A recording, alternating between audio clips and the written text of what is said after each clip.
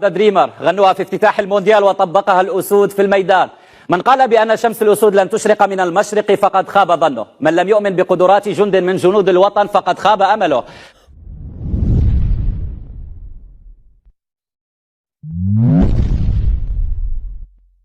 أصوات الجماهير المغربية، حكيمي وزياش، حكيمي سدد.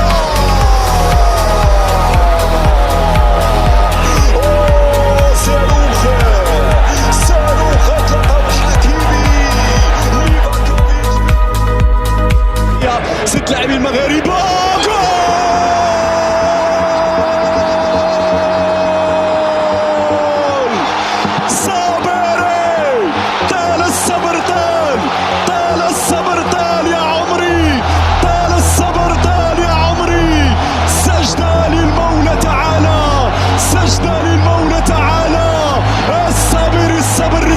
نزل حتى الكورة ممتازة. يلا جول يلا جول يلا جول يلا جول يلا جول جول جول جول جول. كرة الخلاص، كرة الأمان، كرة الاطمئنان. الله أكبر الله أكبر. كرة الكاو كرة الكاو. المغاربة يكتبون التاريخ. اضغط يا يوسف اضغط يا يوسف. هنا لا زالت مغربية. جول جول جول جول جول جول جول. ارفع راسك انت مغربي، ارفع راسك انت مغربي. عليها عليها محلاها الراية المغربية. عليها عليها محلاها الراية المغربية. 1-0. المغاربة يستأسدون، المغاربة يسجلون، المغاربة يفتحون الابواب نحو الدوري الثامن النهائي ان شاء الله. هذه البداية ووريها في ظهر المدافعين. يلا جول يلا جول يلا جول يلا جول يلا جول. الله اكبر. جول مغربي جول مغربي. التاريخ يكتب من جديد، التاريخ يكتب من جديد. يوسف النصيري الله ينصرك يا نصيري، الله ينصرك يا نصيري. ينصر دينك يا نصيري على الجول، ينصر دينك يا نصيري على الجول. تعتز المدرجات استيريا. مشاهدينا الكرام، اذا الصابر يتلقى الاشاره، الصابر يسجل، الصابر يعطي الافضليه الان. كورتك يا ياسين، ان شاء الله كورتك يا ياسين، ان شاء الله كورتك يا ياسين. بابلو ياسين. ضاعت الاولى للمنتخب الاسباني، ضاعت الاولى للمنتخب. سميمه يتلقى الاشاره، زياش يتقدم، زياش يسجل جول، يسجل جول زياش. 2-0 الان، 2-0 الان للمنتخب. يا كبير يا بونو، كورتك يا بونو، كورتك يا بونو، كورتك يا بونو، كورتك يا بونو، يا بونو يا بونو يا بونو، كورتك يا بونو. بانون الان، بونو بانون، بانون يتقدم، بانون بانون. غير معقول يا بانون، غير معقول يا بانون. في كرة كان ممكن تجي هدف. أنا بونو، بوسكيتس يتقدم، بوسكيتس يتقدم، بوسكيتس وبونو وبونو وبونو بونو بونو بونو بونو بونو بونو وبونو. يا الصافرة تأتي، أشرف حكيمي يصعد، أشرف يصعد، أشرف جول جول جول. عرضية داخل منطقة الجزاء.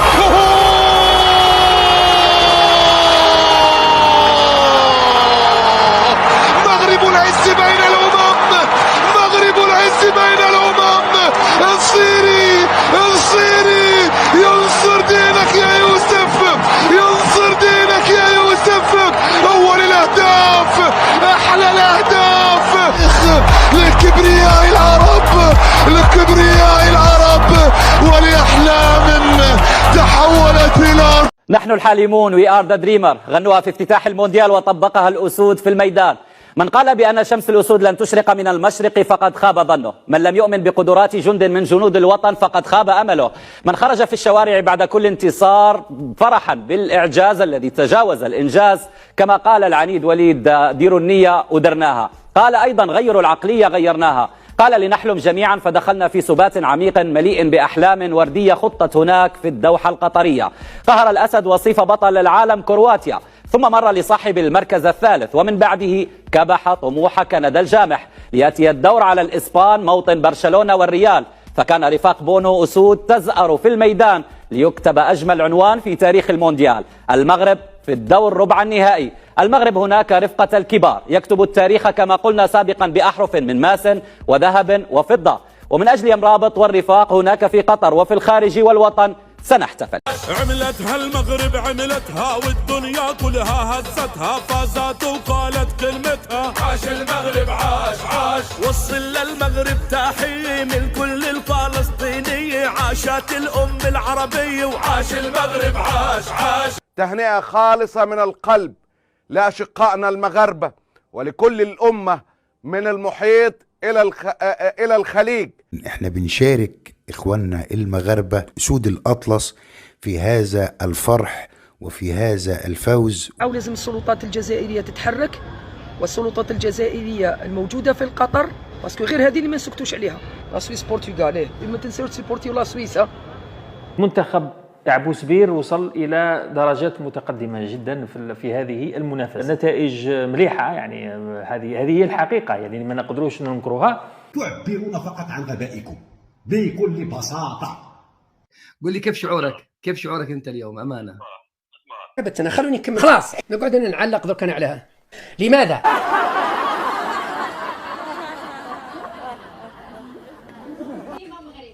اولا لا شحال يضحك الكومونتير تاعك. اعطيك معلومه برك، يا على بالي بلي خاطيك البالو تبع برك.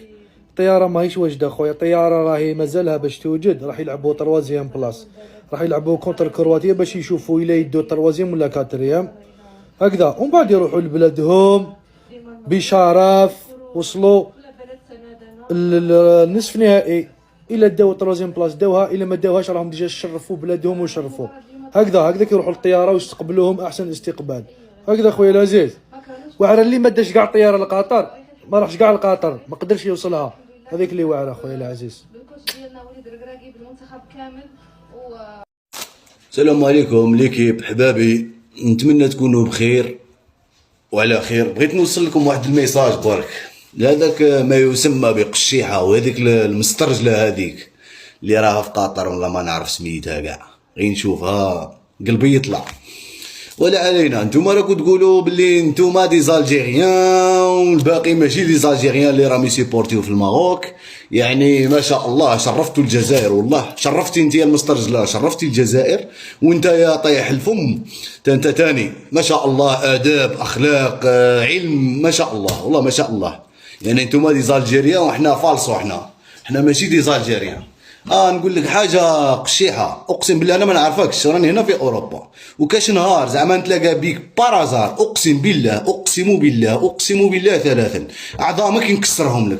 شي اعظامك نكسرهم لك. على بالي انت مش راجل، ما تمشاش بوحدك، انت تمشى بجماعتك، تخلص ناس، عاطيهم ناس باش يتمشاو معاك، باش يقارديو عليك، خاطش انت ماشي راجل. ضربوك في الجزائر، انت ديجا ولاد حومتك ما اعترفوش بيك، هويت للجزائر فاكونس ضربوك، هربت كي الهجاله.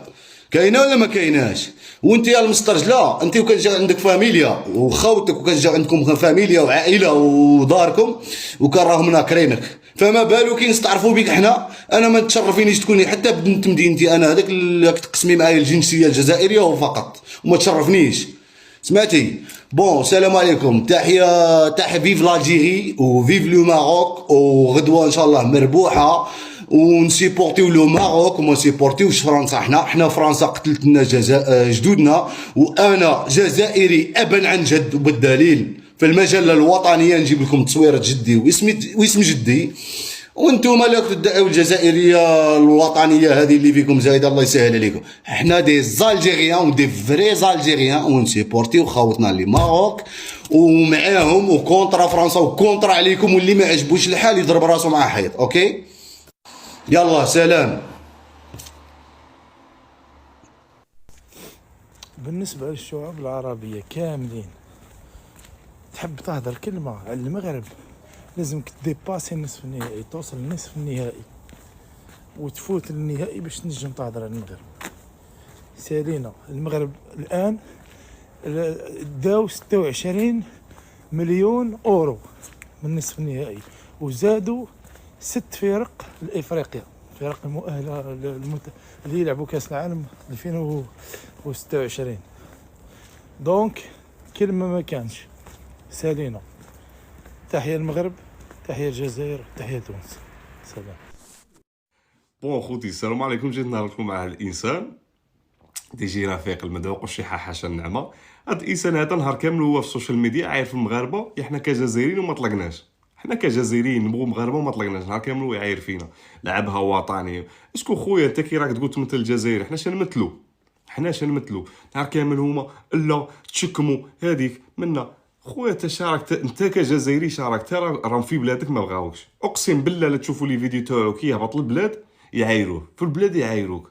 خويا صعب بغيت نقول لك، حنا بالك حنا تقول علينا هكا، وهادو اللي كتشوف فيهم هادو كيما هذا كيما هذا كيما هذا، هادو خويا هادو راهم دي جوار بروفيسيونال، راهم مثلوا الجزائر والحمد لله ما نجحوش، هما راهم يمثلوا في المغرب ورا بروبليم. رانا في 2022 وما زلنا في الجزائر دين الرب نهضروا على لاكوب دي موند تاع 82. قلتوا على المغرب منتخب مجهول يشهد عليها التاريخ كما شهد على بومدين واش قام به في 75. اليوم سكتوكم وبلعوا دوك الفوام ومنهم شكون تبون. غير قول لي واش يجيك من حكم العسكر اللي كانوا حركه عند المستعمر؟ المشكله نتاعنا هي مشكله حكام ديكتاتوريين طاغين لا عندهم دين ولا هم مسلمين. ما تخوفوني ما تسكتوني، هذاك خويا نحبه ويحبني. زرعتوا فينا الكره الحقد البغض، غارقين في الرداءة والقذارة والعنصرية اللي شفناها في قنواتكم ما ننسوش. وقلتوا عليهم يهود. كلامي للحكام ماشي للشعوب، راهم كيفي بالمليون. نهار اللي نتحروا باذن الله نجو نحلوا ديك الحدود، هذا هو الطموح. خويا العزيز باش ما يغلطوكش، اقرب الشعوب للشعب الجزائري هو الشعب المغربي، واقرب الشعوب للشعب المغربي هو الشعب الجزائري. عاش المغرب الكامل. السلام عليكم. من الاخر اللي جدو حركي اليوم تلقاه سيبورتي في فرنسا، تحيه المغرب تحيه العرب، كونتر على اللي سيبورتيو فرنسا وديديكاس المغرب، لا بغا خسرت تحيه المغرب. صوابه انه اخر كأس عالم لكريستيانو رونالدو الاسطورة عم يطلع من المغرب. يا لك مبروك مبروك، اقسم بالله من لما قلت انه المغرب حتربح كأس العالم وانا والمغاربة هيك اخوة لك بحبكن، حتى تعلمت لكم جملة بالمغربي روق. انا دابا بدي اتكلم بالمغربية وكان بغيكم بزاف بزاف منيحة. لك هاتوا لنا فرنسا والله لندعوسكم دعوسة. إذا أنتم عندكم قصاء وشوكولا نحن عنا حكيمي وبونو وزياش لك عسل. إيما المغرب. المغرب حطمت العنجهة الأوروبية خاصة البرتغالية النهاردة. أصل منتخب البرتغال ده بعيد عنكم من أكتر المنتخبات اللي عندها عنجهة كروية فظيعة. الجماعة دول عندهم نظرة فوقية دايما لمنتخبات إفريقيا والمنتخبات العربية، بس المغرب النهاردة اديتهم درس من أعلى طراز. العلامة بتاعت المغاربة بتعلم في الجيش. لا رونالدو ولا البرتغاليين كلهم هينسوا اللي عملوه فيهم المغاربة النهارده. ده رونالدو يا حرام طالع من بعد اللقاء وحالته تقطع القلب، عمال بيبكي ويصوت ويولول على اللي حصل. هاتوا الشاي والقهوه وتعالوا معايا. اهلا باجمل هلا كرويه في الدنيا. اللي فرحان للمغرب يخبط لايك، واللي ما اشتركش يشترك عشان يتابع معانا. نزلت انا كام حلقه امبارح وقلت تفائلوا للمغرب، والمغرب تقدر والله تقدر. في البعض ايدني وفي البعض كالعاده عكنن عليا وقال لي انت بتحلم. طب اهو الحلم يا عم بقى حقيقه. ايه اقولك دلوقتي؟ مغاربه سابوا للبرتغاليين الكوره وقالوا لهم ورونا هتعملوا ايه. نقلوا البعض وتمنظروا، واحنا بتوع الاجوال. انا قلت قبل كده المغاربه في الراس حذاري منهم، من افضل منتخبات العالم تميزا باللعب بالراس. البرتغاليين قال لك احنا كسبانين سويسرا 6، في اي لحظه هنخلص على المغاربه. بس اقسم بالله انا نزلت حلقه قبل اللقاء وقلت المغرب ليست سويسرا. هما بقى ما سمعوش الحلقه، ذنبهم على جنبهم. اعمل لهم ايه؟ كان لو كانوا سمعوها كانت افادتهم النهارده. مغرب منظمه وبتلعب بذكاء، والبرتغال فشخره عادي، ده الطبيعي بتاعه. عشان في الدقيقه 42 يوسف النصيري يحط لهم الحطة التمام في المكان اوه مغرباوي، ايه يا مغاربه اللي بتعملوه ده؟ رفقا بالتاريخ مش كده، بتكتبوا التاريخ بحروف من نور يا جماعه. حد يبلع البرتغال كده، وديتوا الدون فين؟ انا عايز افهم. ما شاء الله عليكم، شرفنا في كل حته. جمهور المغرب بيحتفل وعمال يغني وبيقول مبروك علينا هذه البدايه، ومازال ايه وبدايه ايه؟ ده انتوا بتقفلوا اللعبه، ده انتوا واصلين لقمه الهرم، خلاص هو ماتش كمان وتوصلوا نهائي، مفيش لا بدايه، ده انتوا جبتوا النهايه. الاخ الغالي بيقول والله حزين على خساره كريستيانو. ما تحزنش يا حبيبي، جايب لك مناديل عشان تمسح دموعك. امسح دموعك يا حبيبي، عشان اسود الاطلس النهارده بسم الله ما شاء الله علموا على الكره الاوروبيه كلها. اللهم صل على النبي، اللهم صل على النبي. بسم الله الرحمن الرحيم. قل اعوذ برب الفلق من شر ما خلق، ومن شر غاسق اذا وقب، ومن شر النفاثات في العقد، ومن شر حاسد اذا حسد. عيب لما تبقى عربي وتشجع منتخب غير المغرب يا راجل. فين القوميه العربيه يا راجل؟ فين انتمائك يا راجل؟ ازاي ده؟ ضميرك حتى مش مأنبك يا راجل. تشجع البرتغال وانت عربي، وانت عربي يا راجل، ازاي؟ هنا مع المغرب بحجة العروبة، وسأقف مع كريستيانو رونالدو بحجة الوطنية. الوطن أولى من العروبة، وكريستيانو وطن، والوطن لا يخان. صح لك يعني، اهدى ايش فيك؟ وايد معصب انت. ترى كريستيانو ما يدري عنك. شوفوا يا جماعة، مدرب الفريق المغربي بعد انتصارهم على البرتغال يطلع على المدرجات وياخذ ايد امه ويبوسها ويطلب رضاها.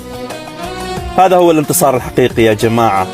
والله العظيم أنا أعتقد أنه سر انتصار الأبطال هو إيمانهم بالله سبحانه وتعالى أولا، وبرهم بالوالدين ثانيا.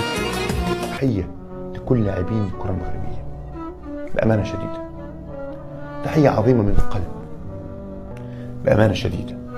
عادة في مشاهد نراها في كرة القدم منذ سنوات طوال، لما اللاعبين بيفوزوا وبينتصروا في لقاءات ومواجهات استثنائية كما يحدث الآن، اللاعبين بيتجهوا لأبنائهم أو إلى زوجتهم أو صديقاتهم، ونشوف المشاهد الشهيرة جدا مع أسرتهم. لم نرى أبدا في عالم كرة القدم في المونديال على الأقل إن في لاعب بعد الفوز والعبور الأدوار الأخرى أو ذهب اللاعب إلى أمه. شفناها في أكثر من مشهد مع أشرف حكيمي، مع رجراجي كمدرب، مع بوفال وغيرهم. يذهب إلى أمه، وإن بطلة اليوم هي أمه. ما هذا البر؟ الرسالة العظيمة اللي بشكل مباشر أو غير مباشر بتزرعوها في وجدان كل الناس، في اللاعبين الشباب. والجنة تحت أقدام الأمهات. يمكن أمهات هؤلاء اللاعبين والتكريم اللي بيحوزوا عليه من ولادهم في الملعب وتجعل العالم كله يتحدث عنهم يكون أحد الأسباب اللي المنتخب المغربي بيقوم به في هذه البطولة من إنجازات تاريخية. التعليق اللي علق أحد المذيعين أو الإعلاميين الألمانيين على لقطة اللاعب المغربي مع والدته. اسمعوا ماذا قال هذا الإعلامي. فيعلق المذيع الألماني على لقطة اللاعب المغربي يوسف نصيري وهو يعانق والدته، ويقول إن هذه المشاهد الحميمية مع العائلة لم نعد نراها في مجتمعاتنا الغربية التي تسودها الأنانية والمثلية الجنسية واندثار مفهوم الأسرة. العائلة وتحفيزها المعنوي كان وراء الانتصارات التي يحققها المنتخب المغربي.